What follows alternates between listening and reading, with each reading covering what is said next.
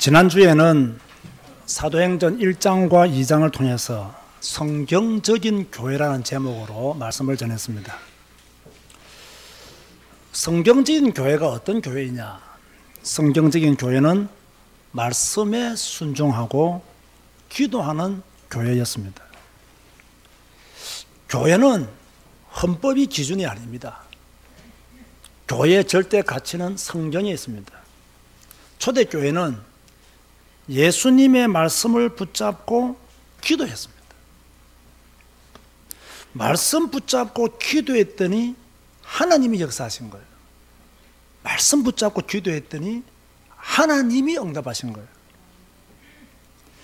성경적인 교회는 성경적인 설교가 있는 교회입니다. 교회는 학교가 아니죠. 학교는 세상 살아갈 때 필요한 기초적인 것들을 가르칩니다. 교회는 학교가 아닙니다. 교회는 문화센터가 아닙니다.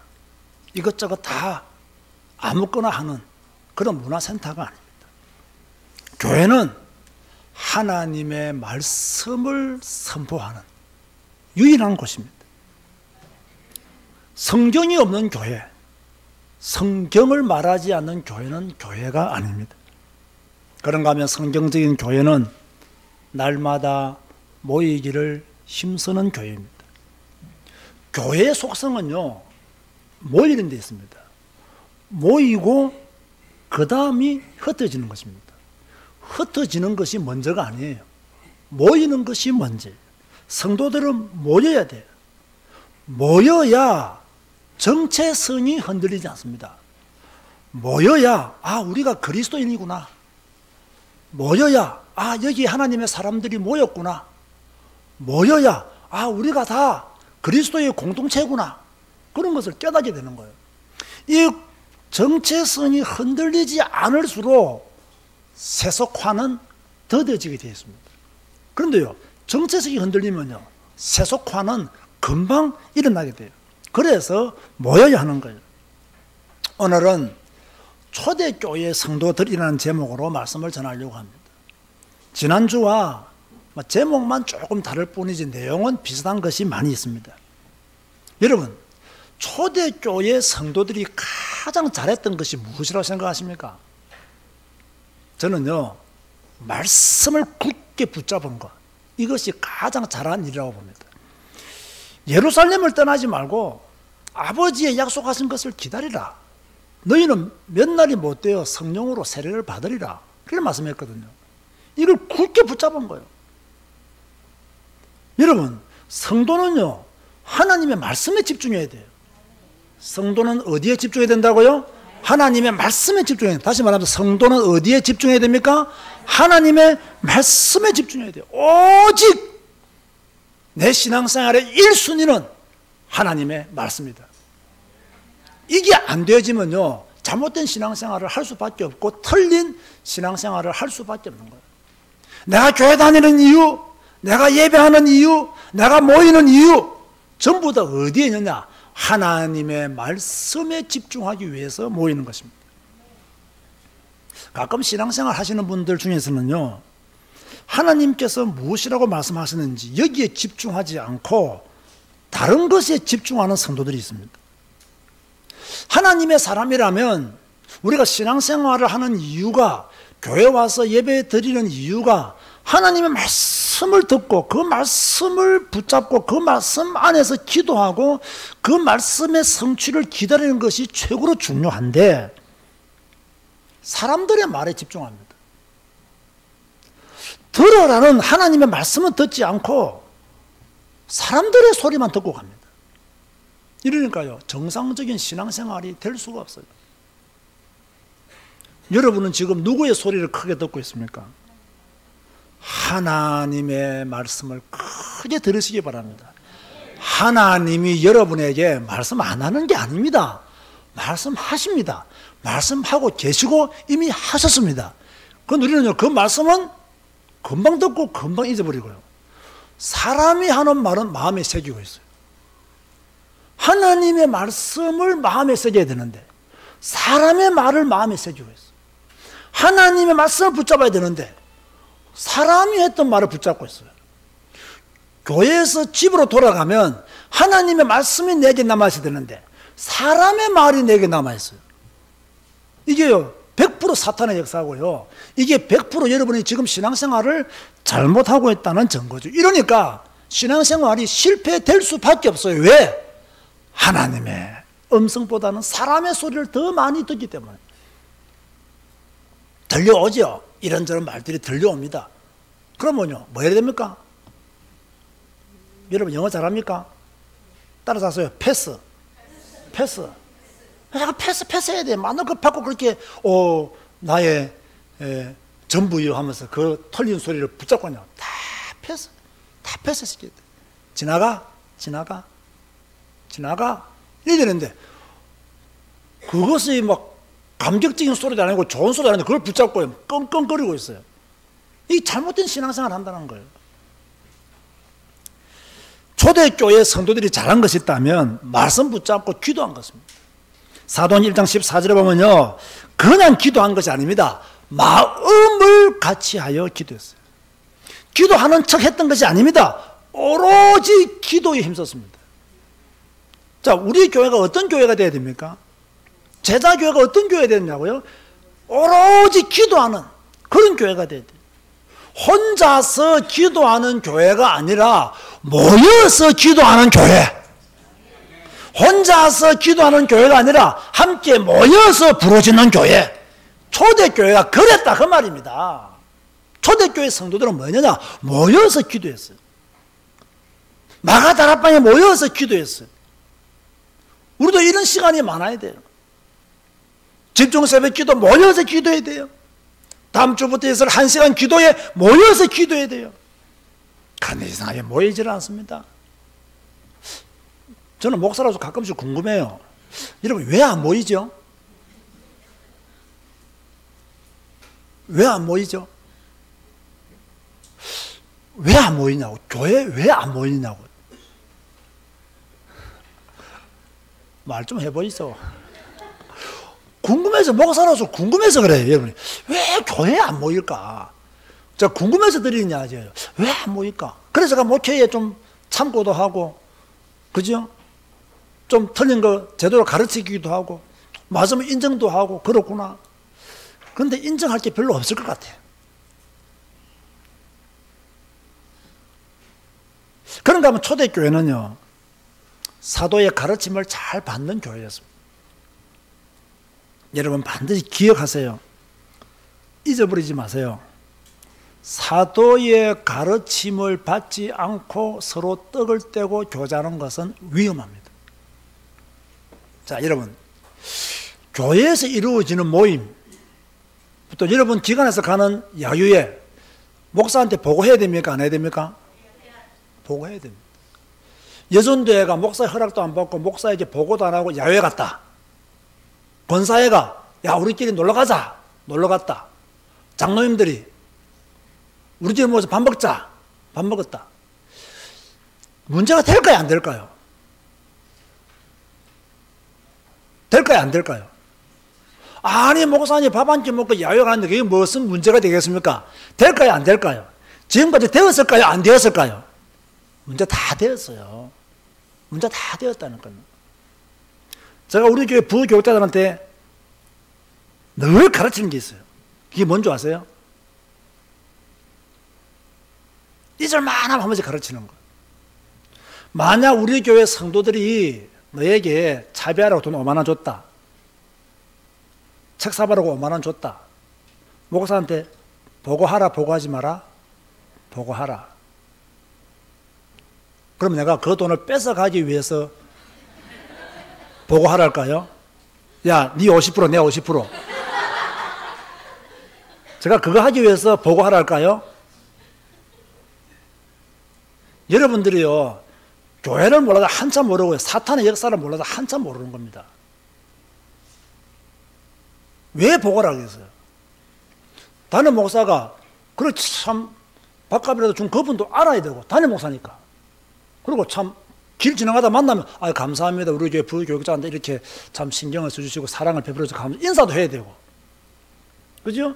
또 부교육자는 자꾸 돈 받는 나쁜 습관을 기르면 안 되는 거고, 목회하다 보면요, 별것도 아닌데 교회 안에 그런 것들 때문에 시험에 드는 분들이 많아요. 뭐 제가 오래전 이야기지만 여러분 잘 모를 겁니다. 진짜 오래전 이야기예요. 우리 교회에서 부교육자 한 명이 저한테 쉽게 말하면 쫓겨났어요. 왜 쫓겨났느냐? 제가 누차 말했어요. 성도들이 이렇게 당신에게 밥 사 먹으라고 돈을 주면 목사한테 보고를 해라. 그리고 자꾸 교인들한테 어렵다, 내가 지금 어렵다, 생활이 힘들다 이런 말 하지 마라. 분명히 몇 번 내가 경고를 줬거든요. 그걸 계속 어겼어요. 그리고 어느 분들이 도와준다고 너무 불쌍하니까 이렇게 돈도 줬어요. 다 시간 지나면 목사교회 다 들어옵니다. 그래서 내가 그분 딱 목요일날 불러가지고, 내가 지금도 기억, 목요일날 불러서 뭐냐, 이번 주에 사표 내고 인사하고 교회 나가세요 했습니다. 그럼 나갔어요. 왜 제가 그분을 내보냈을까요? 사도의 가르침을 안 받는 사람은 필요 없다 이 말이에요. 더군다나 부교육자가 별것도 아닌 거 가르치고 별것도 아닌 거 보고하라는데 그것까지 보고 못하면 어떻게 돼요? 기본이 안 된 사람이에요. 우리 이목사나 우리 윤은사는요, 우리 윤은사는 옛날에 전도사 하기 전에도 우리 장로님들이나 권사님 용돈 전문이고 꼭 말을 해요. 아빠 어느 분이 용돈하라고 얼마 주셨어. 다 보고를 해요. 왜 그래 보고해야 됩니까? 쥐 때문에 준 게 아니라고, 아빠 때문에 준 거지. 그렇잖아요. 쥐 때문에 준 게 아니야. 쥐가 좋아서 준 게 아니라고요. 그냥 목사님 아들이니까 그냥 뭐 미국에서 공부하고 있다는 그냥 준 건데, 나한테는 말 한마디 안 하고 홀랑홀랑 지 혼자 다 해 드시면 이게 나중에요, 별것 아니지만은 이게 문제가 생긴다니까요. 그래서 그걸 가르치는 거예요. 이거는 뭐 목사가 모든 걸 알아야 되고 뭐 독재해야 되고 그런 개념이 아닙니다. 성도들이 왜 이런 오해를 하는지 모르겠어요. 여러분, 가정도요 질서가 필요하고요, 교회도 질서가 필요하고요, 국가도 질서가 필요한 거예요. 운전도 질서 있게 해야 됩니다. 근데 이게 질서가 깨어지면요 반드시 사고가 터진다니까요. 그런 것들 우리 모두가 규모로 기본적으로 다 갖추고 있어야 돼요. 이게 나중에는 결국 사탄한테 걸려드는 그런 기회를 제공하기 때문에 그런 것들을 조심해야 되는 거죠. 자, 그래서 초대교회 성도들이 잘한 것은 뭐냐? 예수님의 성천 메시지를 붙잡았다. 꼭 우리가 배워야 될 신앙이죠. 초대교회 성도들이 잘한 것이 뭐냐? 모일 때마다 기도했습니다. 우리 교회가 이러한 교회가 되어야 될 줄을 믿습니다. 초대교회는 무엇을 잘했느냐? 사도의 가르침을 잘 받은 교회였습니다. 그러니까요, 사탄의 틈을 막았다 그 말입니다. 그래서 제가 가끔씩 말하지 않습니까? 사탄이 성경 가운데 없애버리기를 원하는 성경 구절이 있다면 사도의 가르침을 받아 이걸 없애버릴 것을 원할 것이다. 왜? 이거 없애버리면 마음대로 해야 되니까.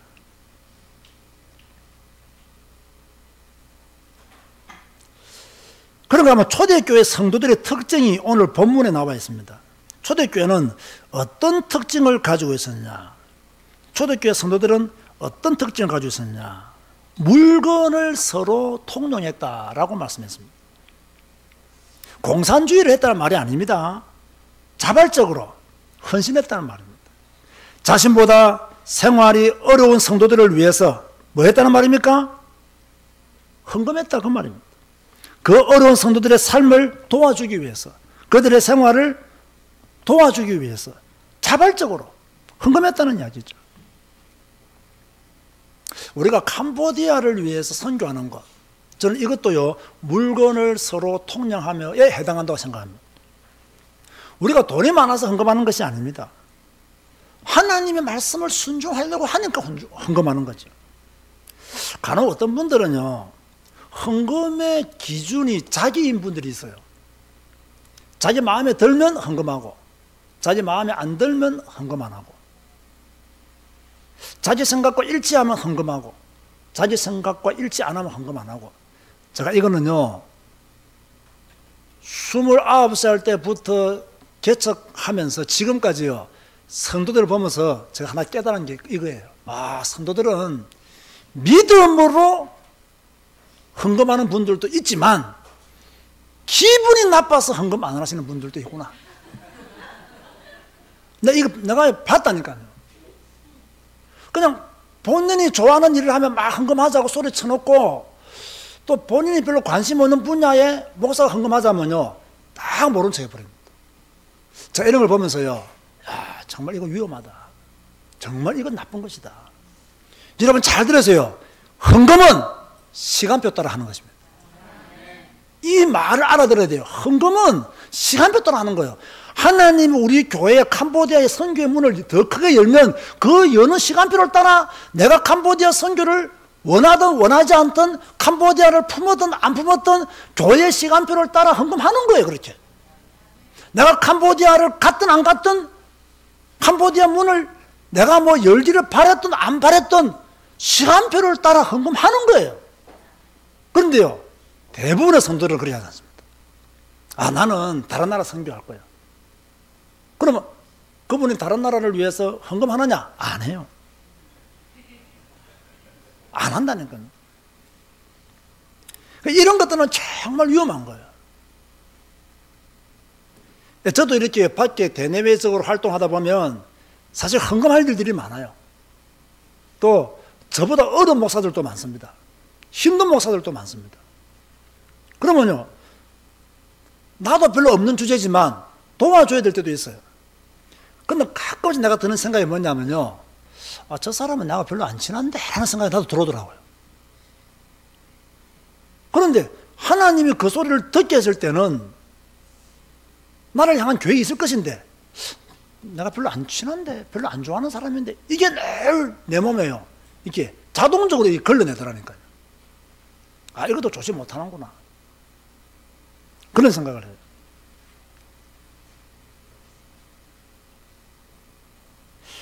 우리 제자교회 성도들은 어떻게 헌금해야 된다고요? 시간표를 따라 헌금하는 거예요. 하나님의 교회 시간표를 따라 내가 헌금해야 될 때가 오면 헌금하고. 그러나 저는 분명히 말합니다. 하기 싫으면 안 해도 됩니다. 뭐 저는 하기 싫으면 보고 하라, 그런 강큰 목사도 아니지만 또 그렇게 제가 막 주장하고 싶지 않아요. 본인이 안 하겠다는데 뭐. 그죠? 그러나 여러분이 정말요, 아, 나의 모든 것은 하나님이 주신 것이다, 나의 모든 것은 하나님의 것이다, 이걸 믿는다면요, 내 기분에 따라 내 생각에 따라 헌금하는 게 아닙니다.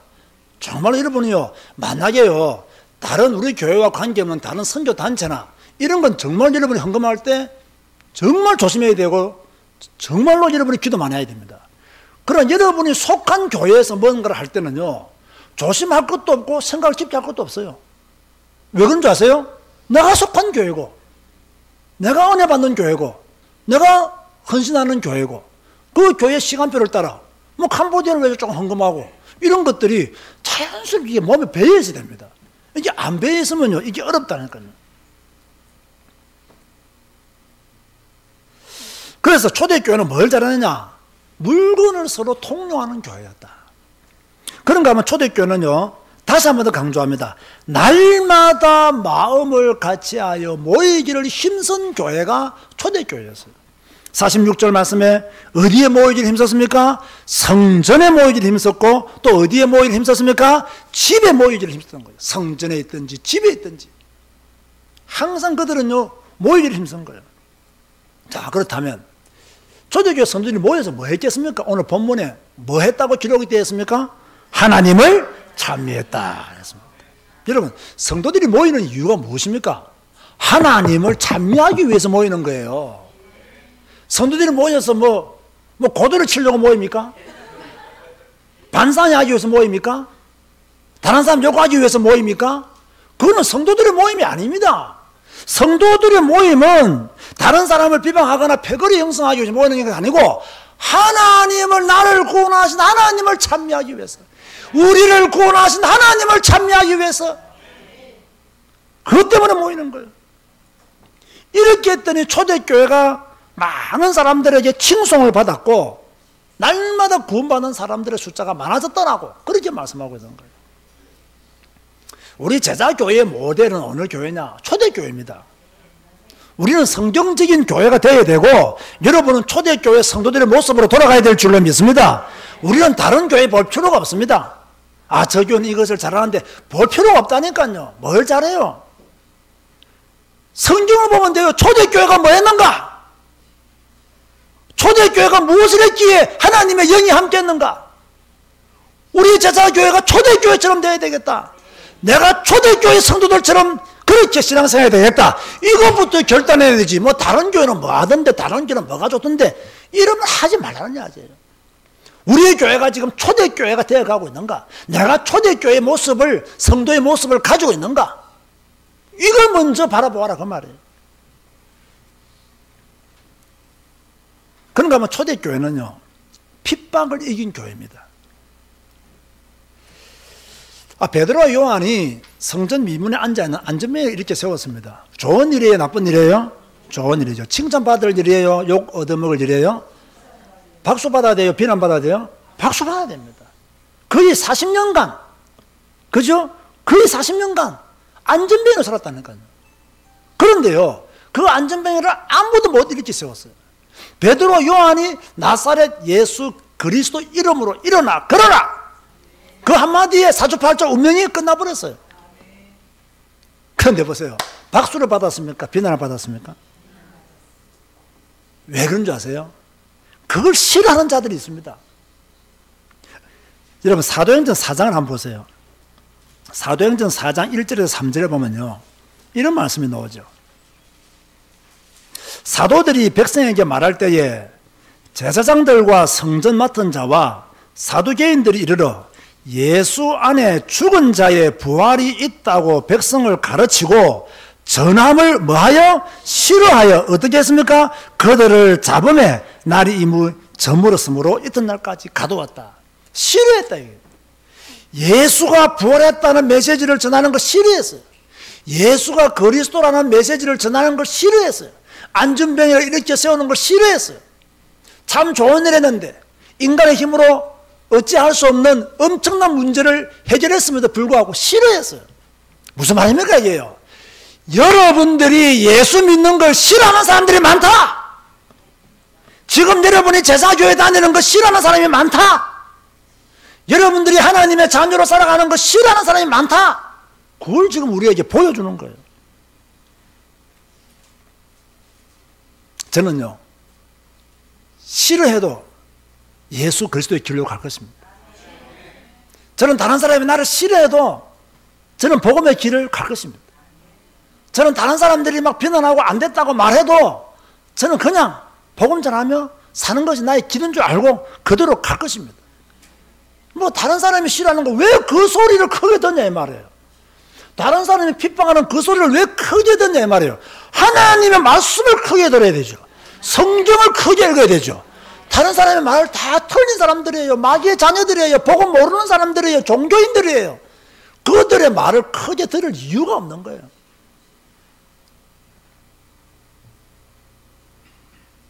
따라서 하세요. 핍박은 하나님의 방법이다. 그럼 핍박은 무슨 방법일까요? 나를 그리스도의 사람으로 만드는 하나님의 방법이 핍박이에요. 나를 연단시키시는 하나님의 방법이 핍박이에요. 고로 모든 성도들은 핍박을 다 통과해야 돼요.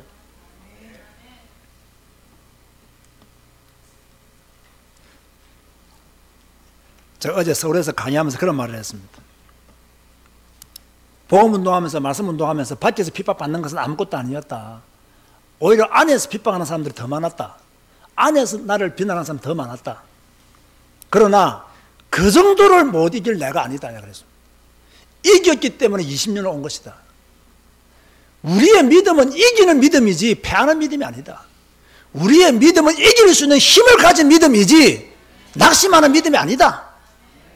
여러분도 정말 정신 차리고 핍박 이기고 고난 이기고 믿음의 길을 걸어가라. 사람들의 말 들으면 죽는다. 하나님의 음성 들어라. 뭐 어제 했던 메시지예요. 베드로는요, 첫 번째 핍박은 실패했죠. 그게 뭐죠? 예수님을 3번이나 부인한 사건입니다. 첫 번째 핍박은 실패했어요. 그럼 두 번째 핍박은 완전 성공했습니다. 안전병 이렇게 세웠더니 관리들과 장로들이 질문했습니다. 너희가 무슨 권세와 누구의 이름으로 이 일을 행하느냐? 그렇게 말하는 거예요. 내가 너한테 그런 권세도 주지 않았고 그 이름 말하라고 허락도 안 해줬는데 네가 왜 그런 짓을 하느냐? 이때 베드로가 뭐라고 대답한 줄 아십니까? 여러분 4장 10절 보세요. 성경을 잘 보세요. 전에는 부인했던 베드로가, 여종 앞에서도 예수님을 부인했던 베드로가 지금은 관리들과 장로들과 서기관들과 대제사장들 앞에서 뭐라고 말씀하고 있느냐? 10절 12절 다 같이 읽어보세요. 시작. 너희와 모든 이스라엘 백성들은 알라. 너희가 십자가에 못 박고 하나님이 죽은 자 가운데서 살리신 나사렛 예수 그리스도의 이름으로 이 사람이 건강하게 되어 너희 앞에 섰느니라. 이 예수는 너희 건축자들의 버린 돌로서 집 모퉁이의 머릿돌이 되었느니라. 다른 이로서는 구원을 받을 수 없나니 천하 사람 중에 구원을 받을 만한 다른 이름을 우리에게 주신 일이 없습니다 하였더라. 할렐루야. 여러분도 이런 말 고백하시기 바랍니다. 여러분도 담대하시기 바랍니다. 지금 베드로가요 완전히 바뀌었어요. 완전히 바뀐 게 아니라 뭐가 바뀌었대요? 영적 상태가 완전히 바뀌었어요. 사람이 바뀐 게 아닙니다. 베드로의 영적 상태가 바뀐 거예요. 성령 충만 받았어요. 성령 충만을 받지 못했을 때는 예수님을 부인했습니다.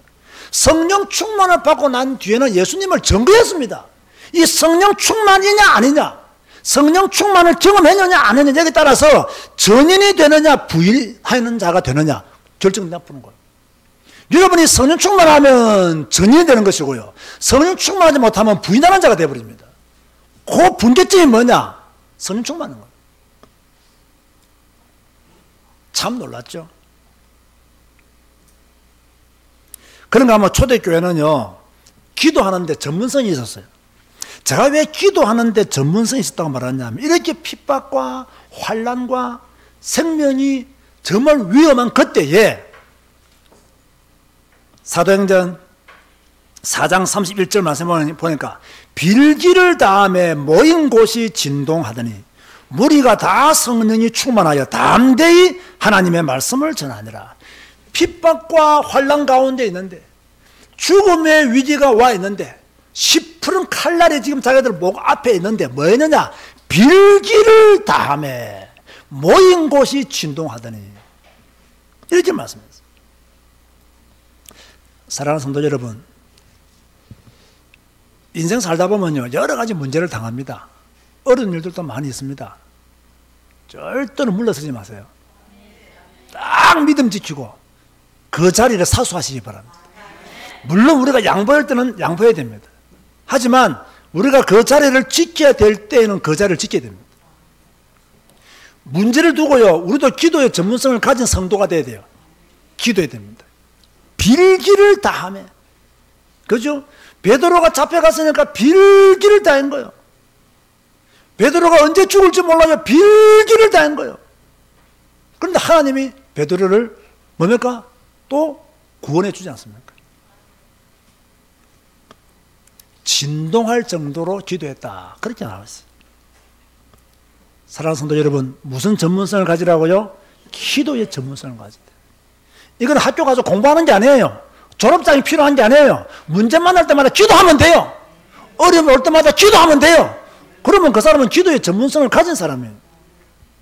기도하는 것을 좋아하고 기도하는 시간을 기꺼이 드리고 일평생 기도의 자리에서 나는 부르짖는 그런 성도가 되겠다. 기도의 전문성을 가지면 성령 충만이 임하죠. 성령 충만이 임하면 전도자가 될 수 있어요. 베드로가 언제 부인했고 언제 전도자가 되었느냐? 성령 충만했을 때 전도자가 되었었고, 성령 충만 받지 못했을 때 부인하는 자가 되었어요. 여러분들은 제발 기도하는 전문가가 되어야 되지 불신앙하는 전문가가 되면 안 돼요. 제발 부탁합니다. 낙심 전문가가 되지 마시고, 왜 이렇게 낙심하는 데는 그렇게 빠릅니까? 믿음을 요만큼 심는 데는요 너무나 시간이 오래 걸려가지고 30년이 걸려서 요만큼 믿음을 심어놨더니 1시간 만에 낙심해가지고 이 믿음 다 까먹더라고요. 30년 동안 요만큼 크기의 믿음을 심었다면 1시간 동안 불신해가지고 요 믿음 다 까먹는 성도 많이 봤습니다. 제가 전에 한번 간증했잖아요. 마산서 목회할 때 한 분이 막 세례받을 때 펑펑 울더라고요. 그래서 내가 생각하지, 이제는 이분이 제대로 신앙생활 하시겠구나. 목사는 엄청 순진하고요, 엄청 잘 속아요. 왜? 세례받을 때 펑펑 우니까 드디어 이 사람에게 하나님의 시간표가 왔구나 하고 믿음이 확 생기더라고. 한 달 지나니까요, 어디 갔냐는 연락도 없고 갑부가 없더라고요. 이야, 그분을 내가 한 4, 5년을 도와줬거든요. 그러니까 4, 5년을 도와줬으니까 이제 드디어 시간표가 왔구나 생각했거든요. 그리고 세례받을 때 펑펑 웃기를 드디어 성령이 임했구나 생각했는데, 무슨 작은 일로요, 막 시험에 빠져가지고요, 4, 5년 동안 이만큼 믿음 심었는데 1시간 만에 그냥 다 까먹고 도망가 보더라니까요. 이야, 참 사단은요 몽땅 먹는가 봐요. 여러분의 믿음을 한 사건을 통해서 몽땅 삼키는 게 사탄입니다. 너희 대적마귀가, 여러분의 대적마귀가요, 여러분의 신앙 30년 동안 키워왔던 그 신앙을 몽땅 한 가지 사건을 통해서 처먹어버려요. 이게 사탄이에요. 이게 무서운 거예요. 어려움이 오면 기도의 전문성을 가져야 돼요. 힘든 일이 오면 기도의 전문성을 발휘해야 됩니다. 낙심된 일이 생기면 기도해서 소망 가져야 됩니다. 이런 성도가 되어져야 돼요. 초대교회는 핍박을 이긴 교회였어요. 자, 그렇다면 우리 제자교회 성도들은 초대교회 성도들을 본받아야 돼요. 자, 뭘 본받아야 됩니까? 첫 번째 읽어보세요. 모여야 한다. 어떻게 해야 된다? 모여야 한다. 어디에 모여야 돼요? 교회에 모여지를 힘써야 돼요. 자, 모여서 뭐 했습니까? 기도했습니다. 모여서 뭐 해야 된다고요? 기도해야 돼요. 낙심하거나 불평하거나 원망하면 된다, 안 된다? 안 돼요. 모이면 기도해야 돼요. 기도하면 어떤 역사가 난다고요? 성령 충만의 역사가 난다. 그때 전인된다는 거예요. 제사교회는 무슨 일이 있어도 성경적인 교회로 가야 됩니다. 여러분들은 무슨 일이 있어도 성경적인 성도가 되어져야 됩니다. 사도행전에 나타난 성경적인 교회, 초대교회 성도들이 바로 여러분들의 모습이 되어져야 돼요. 사랑하는 성도 여러분, 오늘 이 말씀 붙잡고 일주일 내내 한번 기도해 보세요. 모이기를 힘쓰고 기도하기를 힘쓰고 전도하기를 힘쓰는 우리 모든 성도님들 되시기를 주님의 이름으로 축원드립니다. 주님 감사합니다. 또 말씀을 주셔서 감사합니다. 이 혼란한 시대에 사도들이 세웠던 그 초대교회 성도들의 모습을 성경을 통해서 바라보게 하시니 진실로 감사를 드립니다. 주 여호와여, 우리 교회가 성경적인 교회가 되게 하시고, 주 여호와여, 우리 교회 성도들이 초대교회 성경적인 교회의 성도들이 될 수 있도록 축복하여 주옵소서. 한 주간 동안 모이기를 힘쓰고 기도하기를 힘쓰고 성령 충만 받는 성도들로 역사하여 주옵소서. 예수님의 이름으로 기도드리옵나이다. 아멘.